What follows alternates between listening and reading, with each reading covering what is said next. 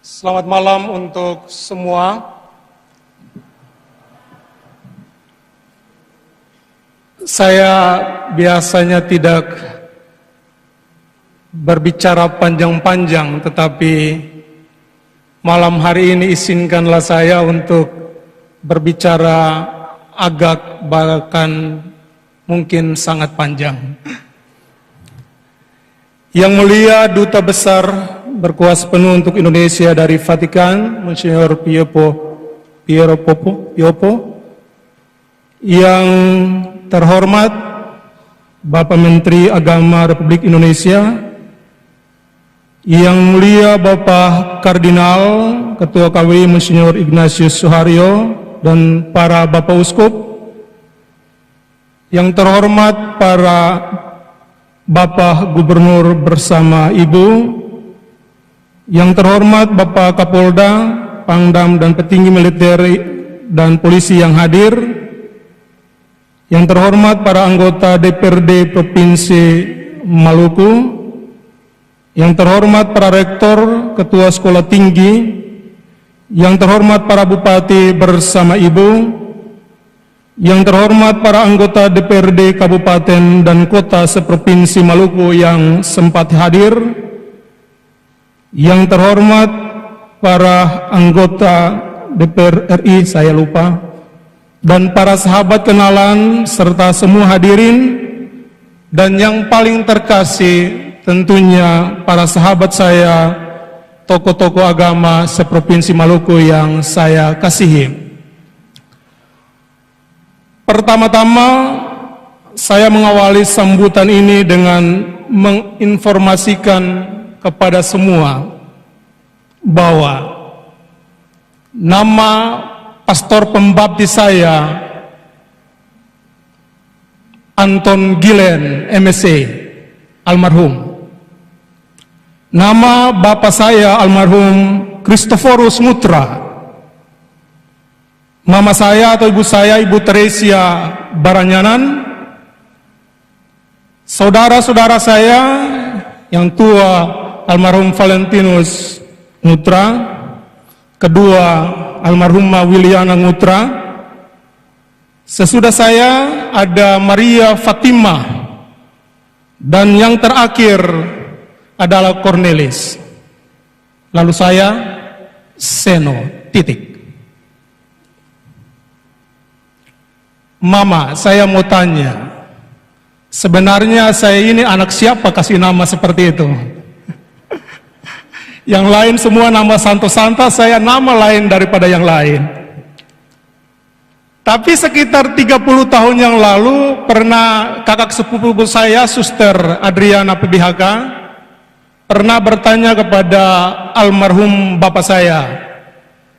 Karena bapak saya seorang kapten kapal dan tukang kayu di Rumah Sakit Santo Yusuf Katlarat, Elat, bekerja dengan suster-suster Belanda, dan beliau adalah orang atau pribadi yang tenang. Kata kakak sepupu saya kepada bapak saya, "Bapak kenapa berikan nama Seno kepada adik?" Dan jawaban 30 tahun yang lalu adalah, "Suster, suatu waktu kamu akan mengerti mengapa nama itu diberikan." Dan kakak suster, mungkin malam ini adalah jawaban dari pertanyaan Anda. Harap tidak bertanya lagi.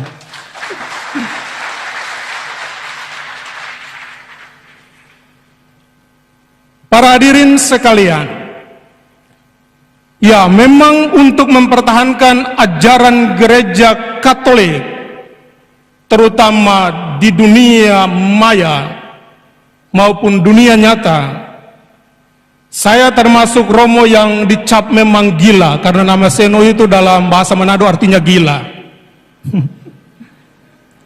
Karena untuk para pengkritik gereja Katolik, saya biasanya mempunyai 3 jawaban, 3 tingkatan jawaban. Jawaban pertama adalah jawaban halus dan logis. Jawaban kedua adalah teologis dan ilmiah. Tapi jawaban ketiga adalah to the point dan terkesan keras, dan bahkan kasar. Dan sepak terjang saya di dunia maya selama 13 tahun terakhir ini pasti diketahui oleh umat keuskupan dunia maya. Karena saya biasanya bangun jam 4.30 untuk membuat renungan pagi berdasarkan bacaan hari itu, lalu mengirimkan kepada ribuan penerima baik di dunia Facebook, grup-grup maupun grup WA. Dan syukur bahwa pada malam hari ini ada beberapa teman saya yang kami sama-sama dalam dunia maya mencoba untuk berkatekese, menjelaskan tentang kebenaran iman Gereja Katolik kepada mereka yang mempertanyakan. Dan malam hari ini dengan senang dan bangga saya menyebut salah satu beberapa adalah pertama, Saudara Muda Cornelius Pulong. Beliau adalah sekretaris dari Bapak Duta Cornelius Pulong. Kita sama-sama di dunia maya. Juga yang kedua adalah Saudara Albert Wibisono. Beliau adalah seorang yang mempertahankan tradisi Gereja Katolik dengan sangat ketat. Dan yang ketiga adalah Saudara Gregory Tan, Albert Gregory Tan. Beliau adalah orang muda yang telah membangun sekitar 160 gereja di seluruh Indonesia.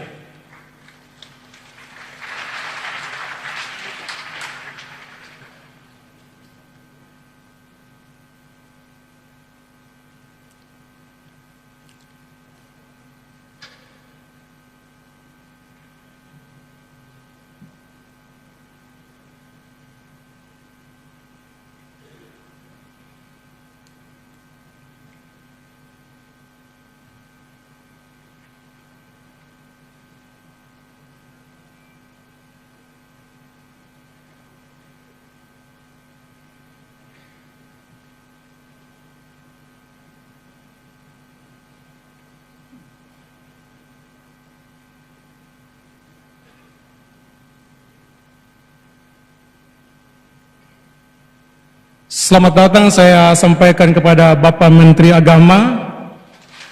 Terima kasih.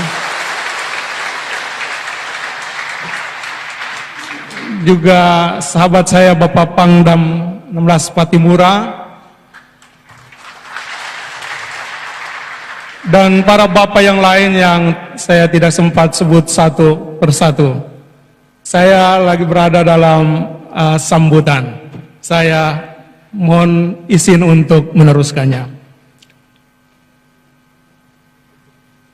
Bahkan saking tegasnya saya di dunia maya untuk ajaran Gereja Katolik, sehingga pada masa penantian pengumuman uskup baru untuk Uskupan Amboina, ada pastor yang meragukan kapasitas saya sebagai seorang calon uskup karena nantinya dianggap tidak mampu atau kaku berkomunikasi atau berdialog dengan para pemimpin agama lain.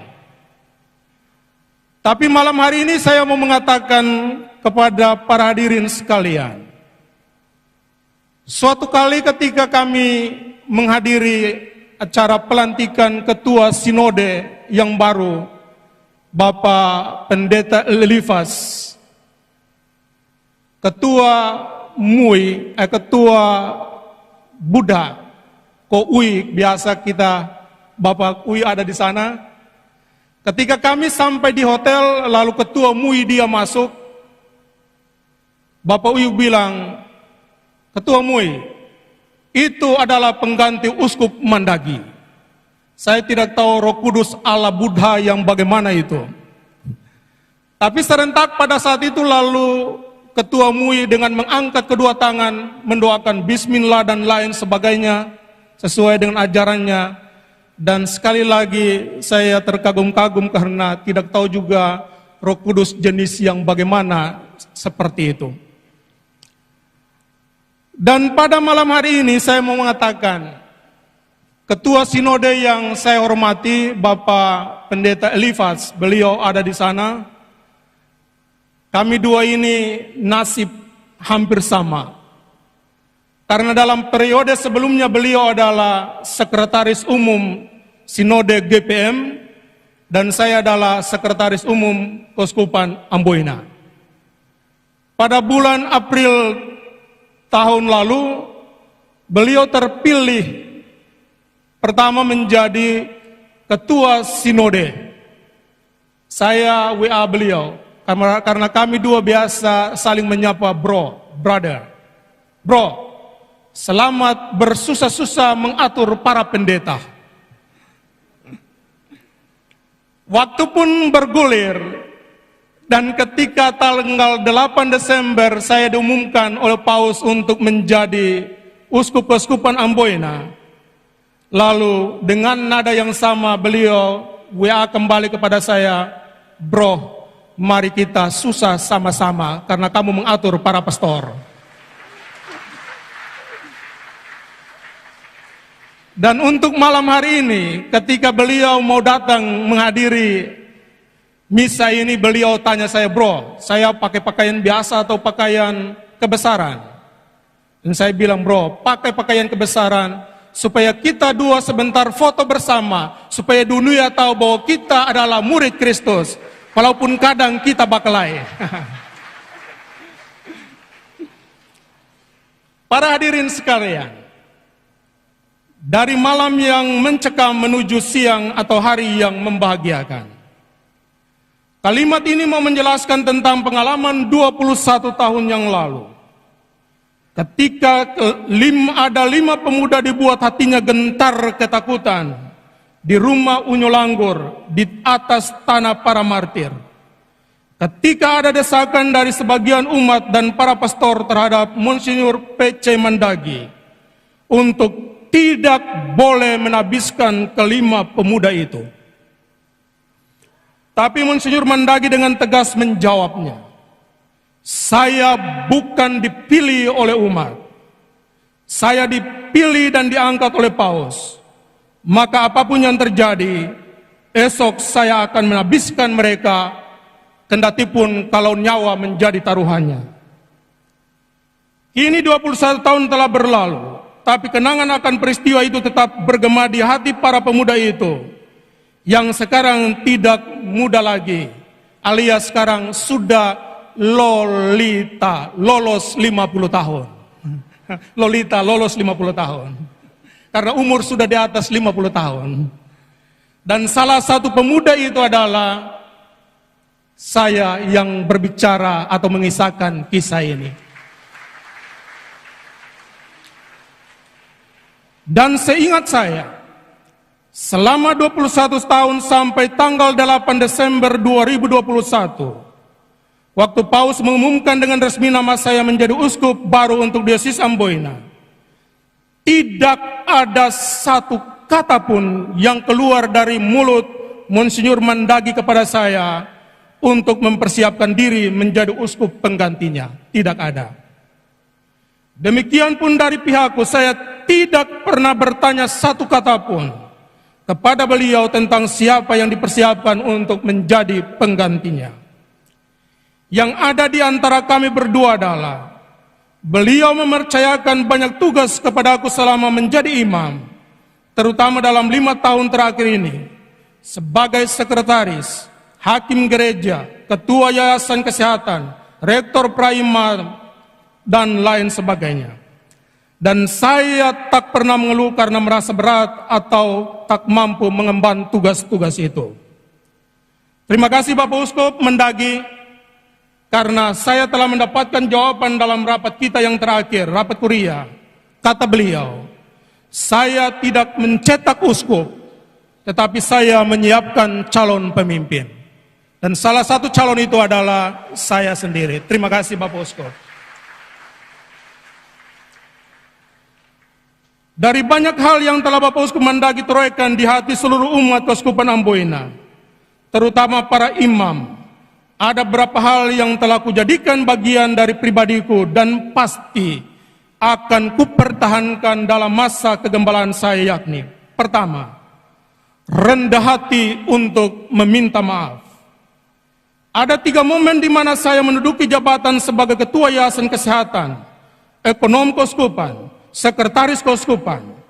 Tetapi ketika ada keluhan dari mereka yang bekerja dengan saya kepada beliau, maka Bapak Uskup Mendagri memanggil saya dan menganjurkan untuk meminta maaf kepada mereka. Kata beliau, tidak penting siapa salah dan siapa benar, tapi jika Anda pergi meminta maaf kepada mereka, maka Anda telah mengalahkan mereka dengan cintamu.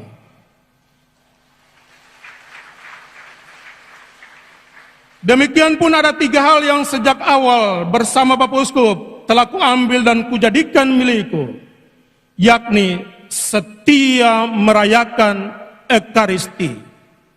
Dari sejak saya imam, ekonom, bahkan sampai sekarang, Bapak Uskup Mendagri punya tempat duduk itu selalu terisi 15 menit sebelum doa laudes.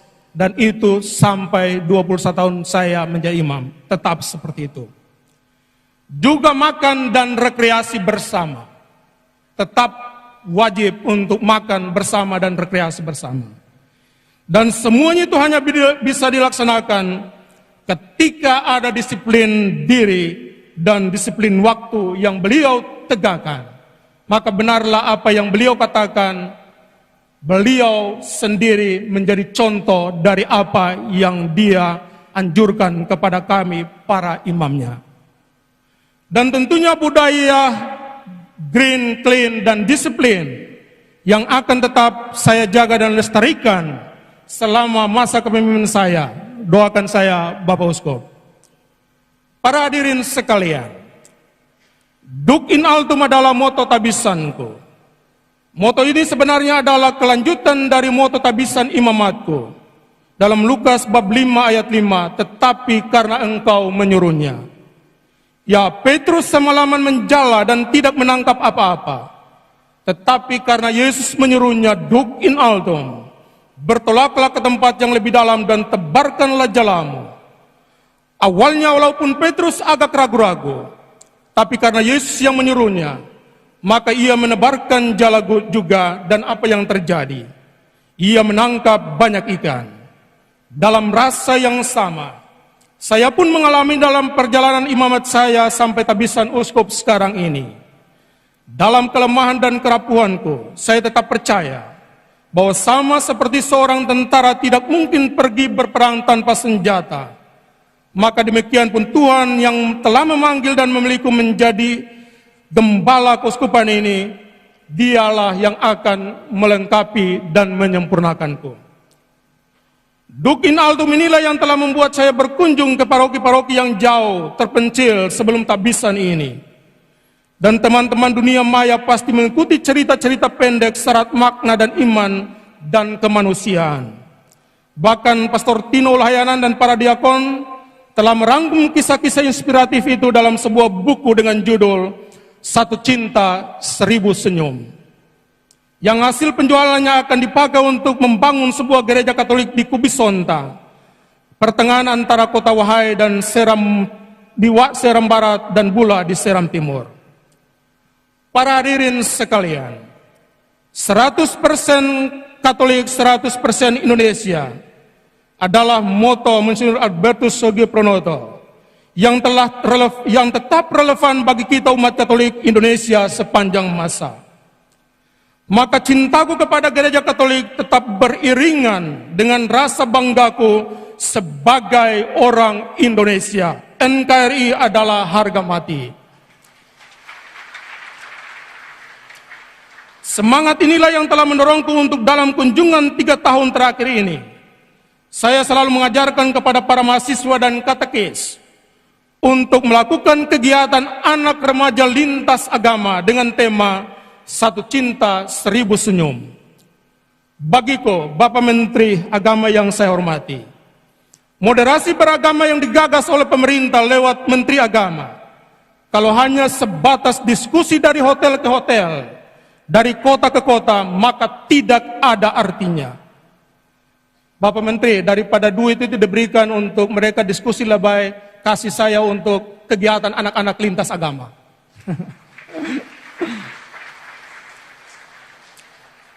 Para hadirin sekalian, tapi tentang anak-anak ini selalu ada cerita menarik.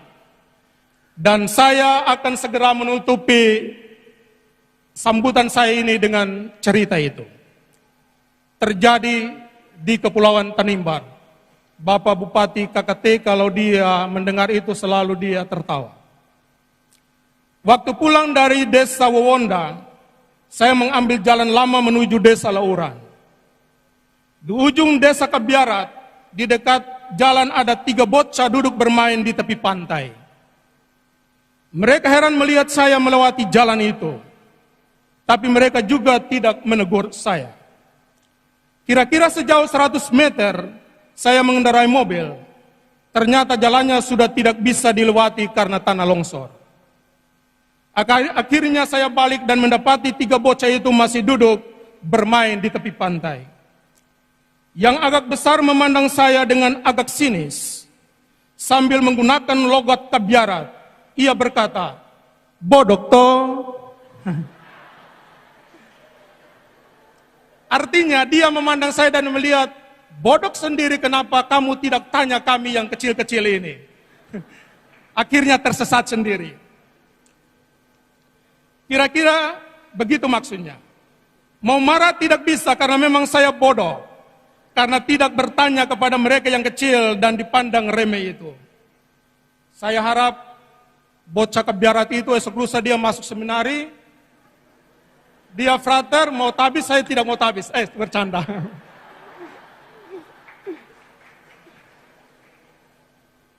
Pelajaran penting adalah, kadang kita orang dewasa begitu sombong dan arogan, anggap diri tahu segala sesuatu. Namun inilah yang kita dapatkan, yakni semakin kita menyombongkan diri, maka hanya kebodohan dan kekurangan pribadilah yang kita tonjolkan dan ditertawai oleh orang lain. Tapi tentang indahnya toleransi dan dalam pergaulan anak-anak, saya sudah membuktikan itu. Dan pasti dalam masa kepemimpinan saya sebagai uskup di Maluku dan Maluku Utara, kemanapun saya berkunjung, akan selalu diisi dengan kegiatan anak remaja lintas agama. Ada bait pembukaan, teman mari kita terbuka dengan saudara beda agama. Teman mari kita menghormat dengan orang yang beda pendapat. Ada Islam, ada Buddha, ada Hindu, ada Kristen, dan semuanya kita bersaudara. Saya berharap semoga semua pemimpin agama, mari kita membantu pemerintah menebarkan pesona cinta dan kerukunan kepada semua anak bangsa dimanapun kita berada dan berkarya. Bahkan bila perlu, dan saya kemarin sudah WA brother saya, ketua sinode, saya bilang, "Bro, ke depan kita dua buat program sama-sama. Ketika turun di setiap wilayah, bahkan dengan ketua MUI, bahkan pemimpin agama lain, kita turun sama-sama, biar orang-orang di akar rumput mereka tahu bahwa memang kita yang di atas-atas bersaudara, bukan tukang bakalai." Bapak Sinode, Ketua Sinode. Akhirnya, untuk semua yang hadir malam ini dan yang membuat semua acara ini mulai dari liturgi sampai acara sebentar berjalan dengan lancar, pantaslah saya ucapkan terima kasih. Pertama kepada Bapak Duta, Bapak Kardinal dan para uskup, para pejabat pemerintah dalam semua jenjang TNI dan Polri, para anggota DPR RI, DPRD Provinsi, Kabupaten dan Kota, para sahabat dan kenalan, baik dari dalam maupun dari luar negeri, terutama teman-teman dari Malaysia, hasil Duk in Altum menurut bahasa Bapak Uskup Mendagi. Mereka datang juga sekarang. Juga spesial terima kasih untuk pertama, Bapak Bupati Maluku Tenggara. Beliau ada di sebelah sana, seorang bupati muslim. Tetapi untuk perayaan ini, beliau menyumbang semua peralatan busana uskup untuk saya. Terima kasih Bapak Bupati. Juga Bapak Bupati Kabupaten Kepulauan Tanimbar, atas katedra dan kursi-kursi lain yang disumbangkan oleh Bapak Bupati KKT. Juga Bapak Fani Nayawan, sahabat karib saya, yang biasanya mendahului Roh Kudus, mendahului Roh Kudus, atas semua kasula baik yang dipakai oleh Bapak Duta, Kardinal, para uskup maupun semua imam. Bapak Yohanes Datawinata, Bapak Victor Farneupon, paman saya, atas sumbangan perlengkapan tabisan uskup. Juga Bapak David, Bapak Butet Ohelejan, Ibu Evi dan suaminya, Bapak Franz, Ibu Ana dan suaminya, atas sumbangan cincin, kalung dan kasula. Bapak Dharma dan teman-temannya, atas kerelanya untuk menyelesaikan gedung rumah sakit ortoped.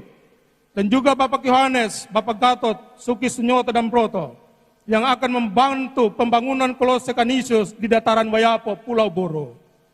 Bunda Lisa Cokro atas sumbangan kaos, dan untuk semua pastor, frater, suster, dan semua saja yang tak sempat kusebut satu persatu namamu. Terima kasih untuk semuanya.